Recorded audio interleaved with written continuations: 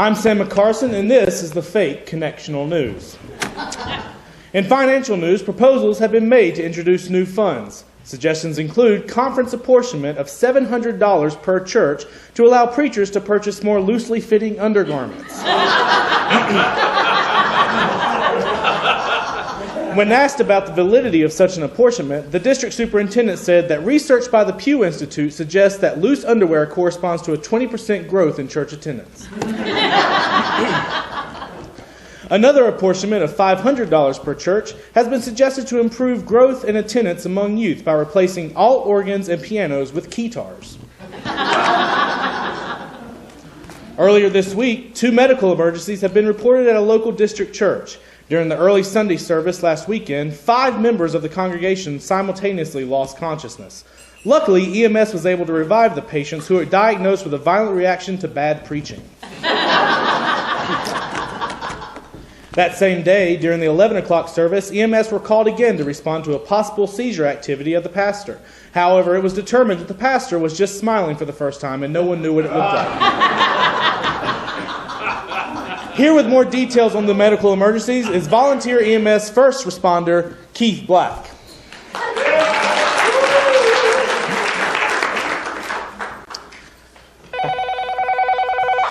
Go ahead. Man, I got a news station. Hold on, give me a daggone second, okay? Mr. Black, what can you tell us about these strange occurrences that happened at the church last Sunday? Well, daggone, and the people in the audience, I tell you what, man, that daggone people in that right there, they just, boy, and then I take an epinephrine pen right there and stick them right in the boy, I tell you, the daggone that dog, boy, woo, turn the daggone way.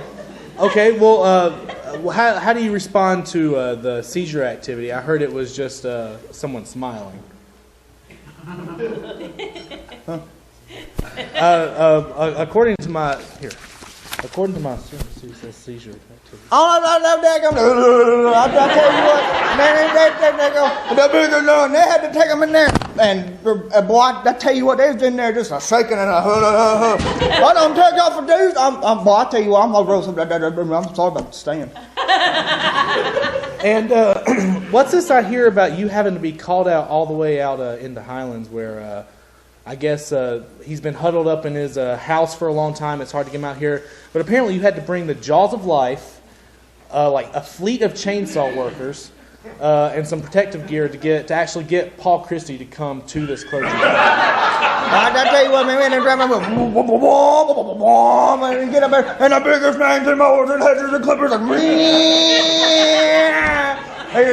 said, get on we got into the church. Okay, well, Keith Black, I think your input has been very helpful for us understanding the EMS event. So I thank you. Thank you. Well, I tell you what, I appreciate it. I'm a big thing here. I mean, I look very good, but I'll tell you what.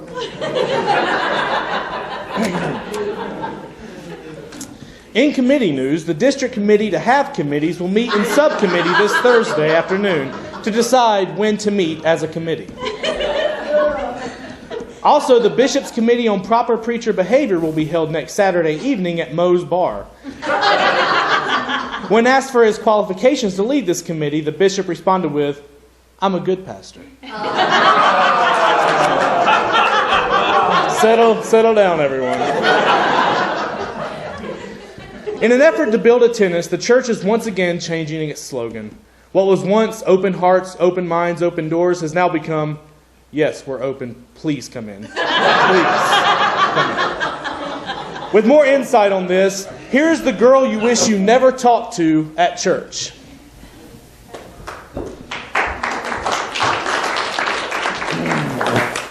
Hi. Hello. Hello. Hi. Sorry, just give me a second. Okay, so last week I was at church, and there was just the greatest sermon I've ever heard in my entire life.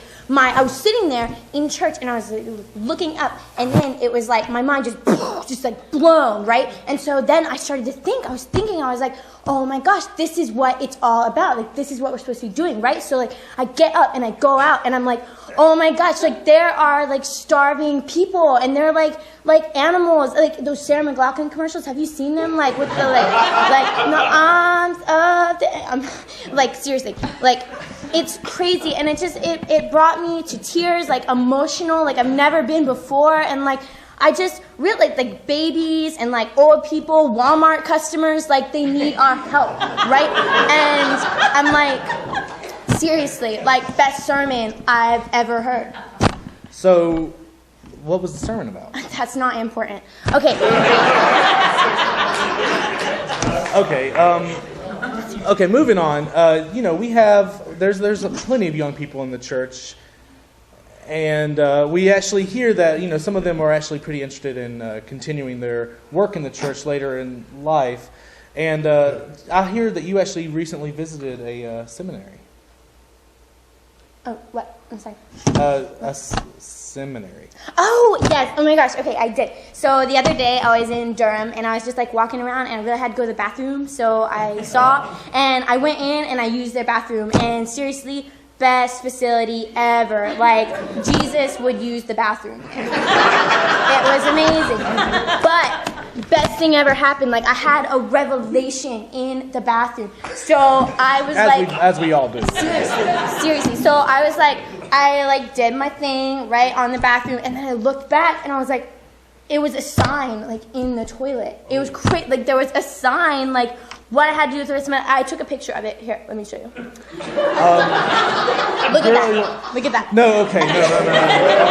That's wild. That's wildly inappropriate. Well, for this all I'm saying is like I had a sign in the bathroom, and then that got me thinking like, oh my gosh, like we use so much water, like we are like flushing water down the toilet like every day, right? Like crazy stuff. And then that got me thinking like there are people in like Africa and Uganda and Kenya, and like they don't have like water. I bet they don't probably even have milk. Like I don't know if they have milk or not, but like I was sitting there like eating my cereal one day, and like when you're done eating your cereal and like there's the milk left over, and it's like the best milk ever in your bowl, like, and I was drinking it, and I was like, people might not have milk. And then like, have you heard like in Latin America, not like America, like the real America, but like the Latin one, but like they speak Spanish, and that doesn't make any sense to me, but whatever, like they should speak Latin, right?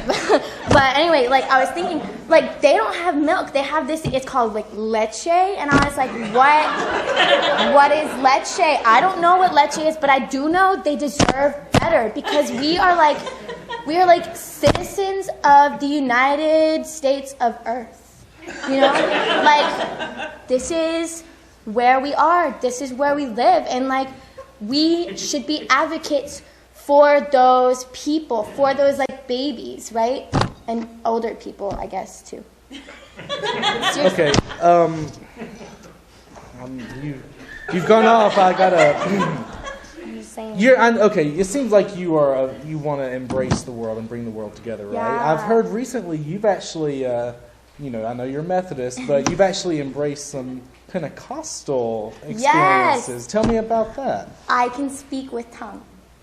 No. You can speak in tongues. No, I can speak with my tongue.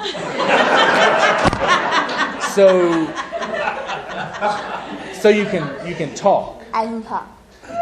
I don't think anyone's going to question that. This is the girl that you wish you never spoke to at church.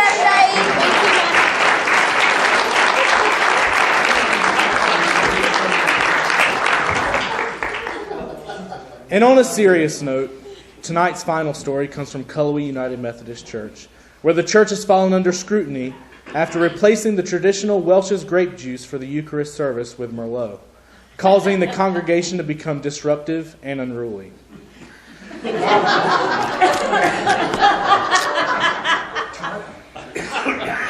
When asked about the mix-up, David Reeves responded, "Who are you? ATF? This is the best service we ever had."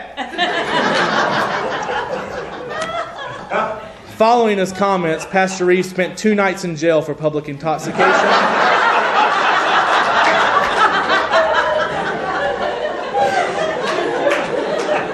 And for allowing his sermon to go over 10 minutes.